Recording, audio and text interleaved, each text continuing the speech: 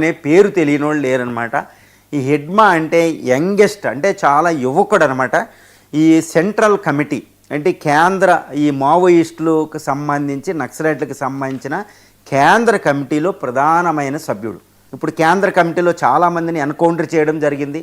చాలామంది ప్రముఖులు ఈ మధ్యన నక్సలైట్లు సరెండర్ అవ్వడం జరిగింది. మహారాష్ట్ర గవర్నమెంట్, ఆంధ్రప్రదేశ్కి, ఇటు ఇది ముఖ్యంగా తెలంగాణలో వాళ్ళు లొంగిపోవస్తున్నారు.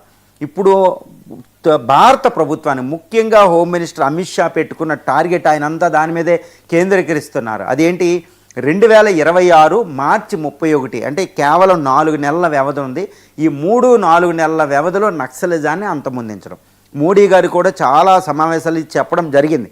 నక్సలిజం ఎండ్ అవుతుంది, ఇండియాకి నక్సలిజం పీడపోతుంది అని మోడీ గారు ప్రకటిస్తున్నారు. కానీ ఇప్పుడు ఈ నక్సలిజాన్ని మొత్తం అంతమొందించడం అనే ఒక టార్గెట్ భారత ప్రభుత్వం పెట్టుకుంటే దానికి పెద్ద ప్రతిబంధకం, బిగ్గెస్ట్ హడ్డిల్గా నిలిచిపోయింది ఏంటంటే హెడ్మా.